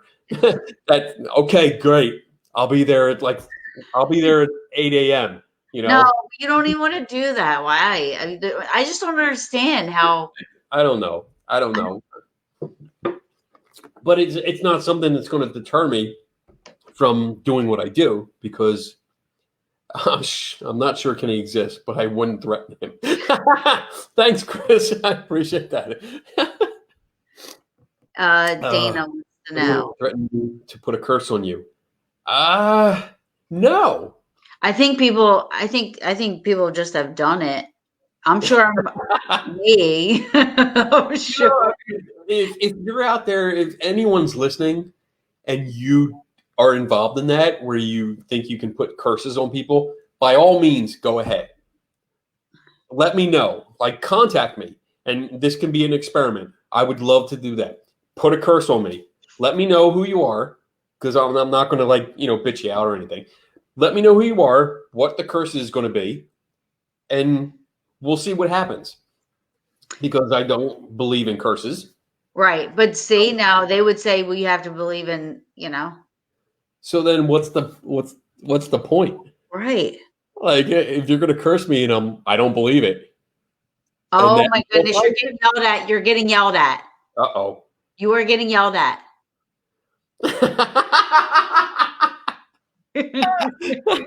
Wow. Okay. Yeah.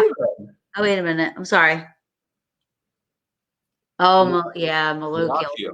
That's an Italian thing. I'm not worried about curses. If you want to curse me, go ahead. Don't listen to Donna. Donna cursed you. She just cursed you. Oh, okay. She cursed me. No Yes, curses. she did.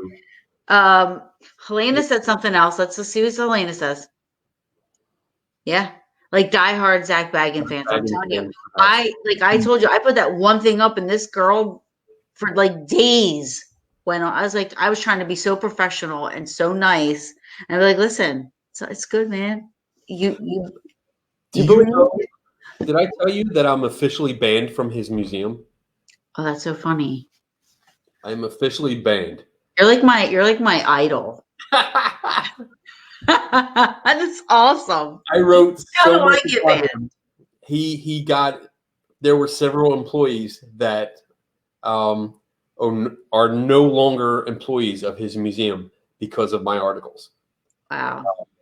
Because interaction and liking some of the things I did, yes. And I was informed that my picture is up in the office at the museum, and I am not allowed in his museum. Awesome, Kenny. So, which is no big deal. I think it's awesome. But you know what? I think it's awesome. Every time I do write an article about him and one of his artifacts or whatever bullshit that he comes up with, I always tag him in it and offer him, hey, give me something that says otherwise, or give me your side of the story. I'll listen. And that's the thing. You're not being a dick. You're trying to have a conversation. It makes you one because because of his reaction. Yeah. Yeah. You know what I'm saying? Like, you're not being a dick. You want to legit have a conversation and you want to legit understand. You want to say, okay, look, you're saying this. Explain it to me. Tell me it. Show me it. Tell me how. Show me what evidence you have. Show me what data you collected. Right, exactly. What And makes it to become like this dick move, which I don't think it is, because you're honestly trying to have a conversation. It's the fact that he takes offense to it and is going to say, this is what you're doing, as opposed because he can't. So his defense is, let's make you the dick. You're a dick. The whole the articles I wrote about the plagiarism with his right. I reached out to him before I published the articles. I reached out to him and said, hey, do you have any comment? Right. Do you want to weigh in on this? Nothing at all. And then the second article that I wrote, which was a follow-up, because I guess I pissed off a few people that were involved on his end. Again, I was like, hey, what comments do you have? Tell me I'm wrong. Because if I'm wrong, I'll certainly admit it. I have no problem. It's always a hard thing to say you're wrong, but I do have no problem saying it if I am in fact wrong. But in this case, with the plagiarism issue, it was hardcore. We had literally printed books that we could put side by side and say, you took this from this. There's no escaping it. So what do you have to say for yourself? And silence. There you go. A demon. A demon possessed him and made him copy and paste other people's work. Oh, this is cute. I could be a demon. I could be. He probably thinks that. I mean, but I think you were touching on it, and I'll try to reiterate. I'll try to say it again because that word's hard to say. I'm getting reiterate. Yeah, that word. I'm getting a good buzz here. I'm not really trying to be a dick to anyone. Right. If you come out, you're not. I'm going to try to explain it. I'm going to question it. If it's extraordinary claims, I'm going to question it because I want to see what evidence you have. And if that goes against what you already believe, don't get mad at me. Let's talk about it. Show me what you got. Convince me. I think people that get mad, one, you have to question what their intentions are with what they're doing. Right. And you have to question their integrity, their, whether or not they're honest. You know what I mean? Because if it's somebody like you were like, oh, you could come on any ghost hunt I go on. I don't even care. I don't care. Huh. I don't care if you come. Do with your little pad and paper and pen, do your little researching. I don't care. There were times where I've had to defend you being there. And it caused issues, but to me, that raised more of a flag on that end of it than it did with you, because I'm like, why do you care? Why is it a problem that I'm here? Right. What is your problem with that? Yeah. What is the issue?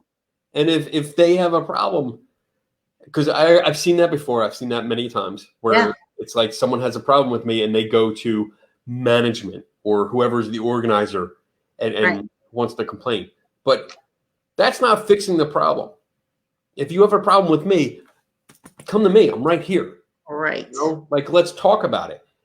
Even people that I can't stand. If Zach Backens came up to me and said, hey, do you have a minute to talk? Absolutely. Right. Let's talk. Let's go over here away from everyone. No one has to watch. No one has to overhear. We can go over here and talk.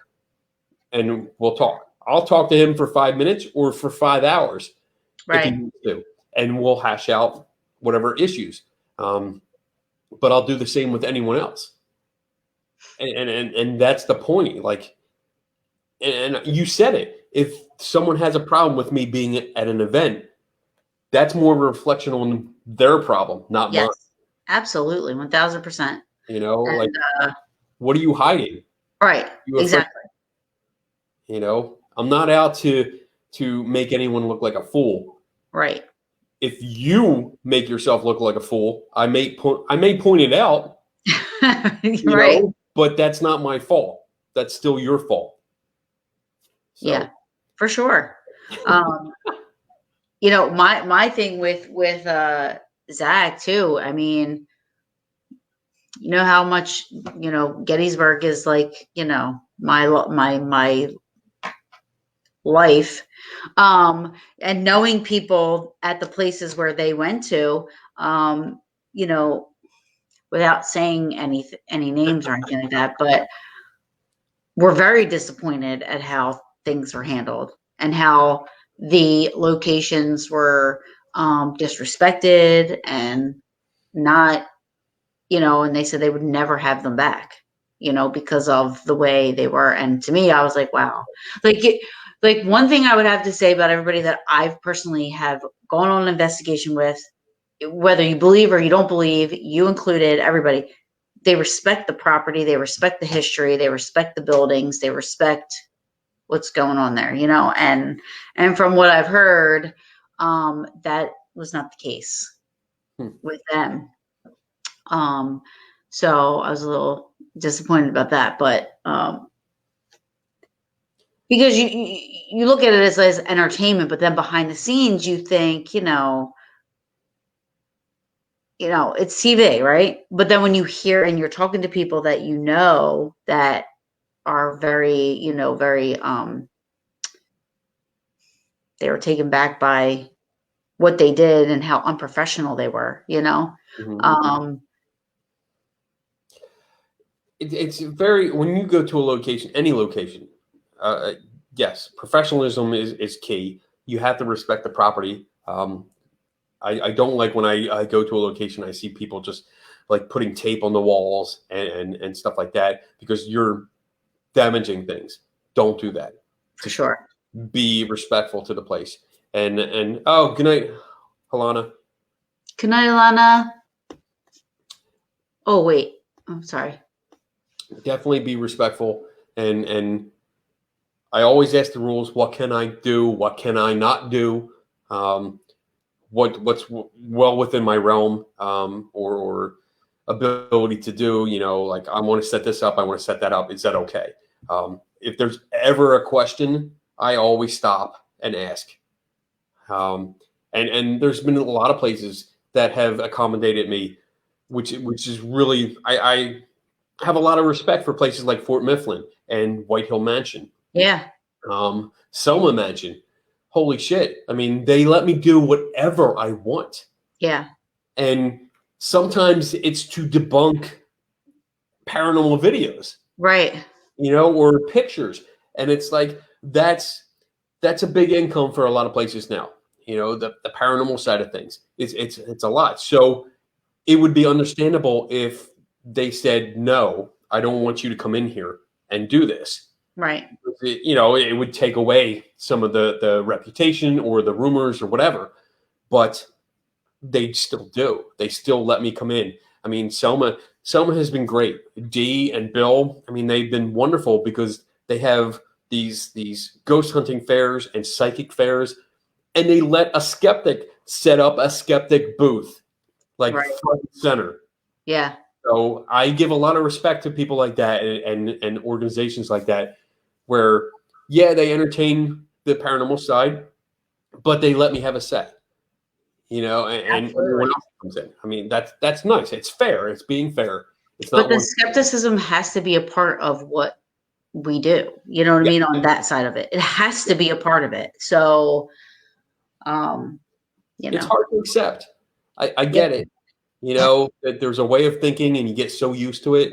It's very hard when some outsider comes in and says, well, what about this? Or like one of my favorite questions, how do you know that? That's a simple question that can have huge implications when it comes to their entire setup, their entire night. Huge implications. So, having someone like me come in and just asking a simple question like that can be devastating to some teams. Yeah. But it's necessary. If you want to put out good information, if you're going to use whatever you get on that ghost hunt to do a lecture later on, then yeah, I think not only me, but everyone there has a right to question it. Absolutely. And, even if and there's been times where I have reached out to you. If I've gotten something from Yeah. somebody, I will, and I am totally like, you know what? I don't think so, but I'm not sure. And I want to be able to explain it to this person, so they Right. understand it, so that they're not just, thinking I'm blowing smoke up their ass. I ask permission, I say, can I share this with a friend of mine who can really, really, tear this apart and see it for what it is, and blah, blah, blah, and see what he has to say. Go ahead. You know what I mean? So then I'll get your opinion on it. And, absolutely always agree with what you say. So, and then I relay the information and I say, I don't say your name, but I say, this is what my friend said, just in case. I think the beauty of that is that you don't have to agree. Right. And when you do have disagreements, if you don't agree with everything, you bring it up and we talk about it more. And one of my philosophies, what I do all the time, obviously, because we've been talking forever, I talk a lot. I have to explain everything. Yeah. And it's not that I think people are inferior or dumb or mansplaining or anything like that. I have this inherent need to, if you bring me a problem, I have to give you every detail that's in my head that's coming out. A lot of people say that that's like defensive, because that's me. So why are you so defensive? Well, I can see when it's trying to defend a position. Right.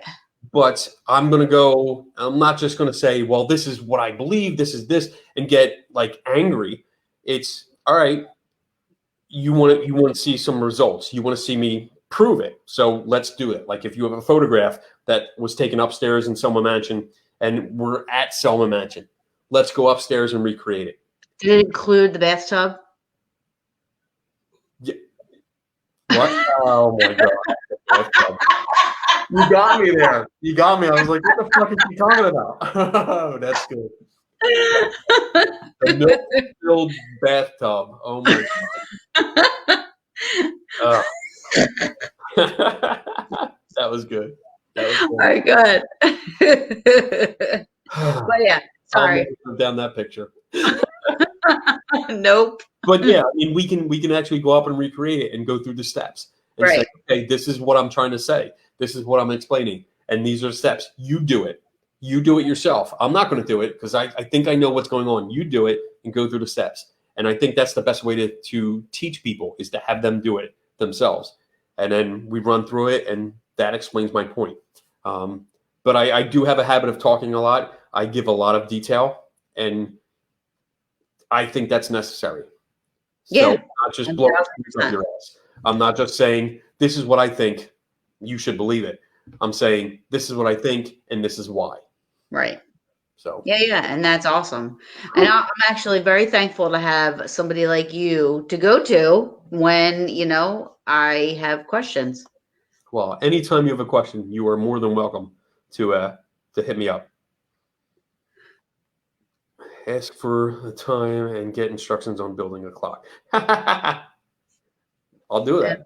Bill said, and we can agree to disagree. Yeah.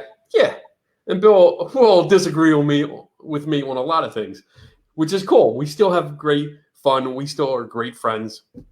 And I love Bill. I really do. I mean, we can have intense arguments and still hug at the end, give a big hug, and we laugh and have fun. So yeah. Well, for the most part, our circle is like that. You know what I mean? Like it's you have to be open-minded, especially in this field, like, and what you're researching, because nobody's ever going to have proof of anything. So it's like, you have to just, you have your beliefs, you have yours over there, over here, whatever, and you just have to respect everybody's beliefs. And, no, I don't know about that. I do. I respect everybody's beliefs. I might not believe in it, but So let me rephrase that. The way I approach it is that I respect everyone's right to have their own beliefs. Mm-hmm. I don't have to necessarily respect your belief, the belief itself. Right. You believe that demons are real, and I don't think your belief is true. Right. And my belief that, I guess my idea that demons aren't real, you don't have to accept. Correct. So, but I respect the right for you to believe that demons are real or angels are real or something like that. Right. So that's how I approach it. You have the right to believe whatever the fuck you want. Right. Exactly. That's cool. Just don't try to convince me. I won't try to convince, and that's one thing I make a practice of. I'm not going to try and convince you if you don't want to talk about it. If you don't approach me with your idea, I hardly ever just interject. Right. I'll sit there and I'll listen in the corner and be like, okay, he's saying this. I'll take notes and be like, all right, this person said this and this and this and this. That's pretty cool. We'll think about it later. But if you don't actually come up to me and say, what do you think about this? I hardly ever interject in your conversation. Right. Because, you're not looking for someone to talk to. You're not looking for somebody like me to talk to. You're talking with people of like-minded ideas. So be it. But I still consider you a like-minded. You're in this for research and investigations, and you're doing it. You're still doing it. You're just doing it in a different way. Yeah. So you know what I mean? Like, I still think you are a part of. Yeah. Totally am. You just don't agree with everything I do. That's all. Again, that's on you. But I'm really part of this shit. I think everybody's leaving us. I know. We've been on for 2 hours. Has it been that long? Yes. Look at the timer. It's 2 hours. Oh, wow. All right. So we should wrap up. We probably should. We probably should. People were dropping off like flies. So you would love the Sac Spirit team. So amazing. I'll check them out. Right. Oh. Wait a minute. Oh, my Lord. All right. See this? I'm still trying to get used to this whole thing. You'll get it. Don't worry. Kenny, I have to just say thank you so much for coming on. You are welcome. I apologize for our last couple of almost like we were supposed to, and on my end. I mean, that's something that I don't ever do. It's all good. But really quick, if anybody's interested in checking out any of Penny. Penny. I call him the Biddler. If you're interested in checking out where your websites and stuff like that, and what you do, your podcast, you do a show weekly. Plug it. Oh, plug it. Okay. So let's see. Every Friday night at 9 p.m., I do the Skeptical Help Bar podcast, and that's just me. And I spend 2 hours answering questions. It's a Q&A. Sometimes I have guests. Sometimes it's open mic night where you can just ask any kind of paranormal question. Saturdays at 8 p.m., I do Three Tortured Souls podcast with Dave Schumacher and Tim Vickers. And we usually pick out one topic that has to do with the paranormal, and we focus on that. We have an open discussion about it. I have a column for Skeptical Inquirer magazine called A Closer Look, and you can find that online at skepticalinquirer.org. And I think that's it for now. Oh, you can find me on Facebook at I Am Kenny Biddle. That's my blog page. And then my personal page is Kenny Biddle. So send me a friend request. And that's it. It's awesome. And every time I type awesome in my anything on Facebook, it always comes up Kenny Biddle, Mr. Awesome. And I just leave it in there. So the person that I'm responding to has no idea what I'm saying. That's awesome. I love it. Because I'm sick and tired of erasing it and then going back. So I just leave it now. That's awesome. So, well, thank you everybody for joining us. Everybody like Paranormal Brew's page. Go to Kenny's pages and like his pages and follow him, and his live videos are pretty interesting. And thanks everybody for joining us. We'll have to do this again, Biddler. Yes. Okay. This was interesting Carper. and fun. All right. Good night, everybody. Good night. I'm going to go eat.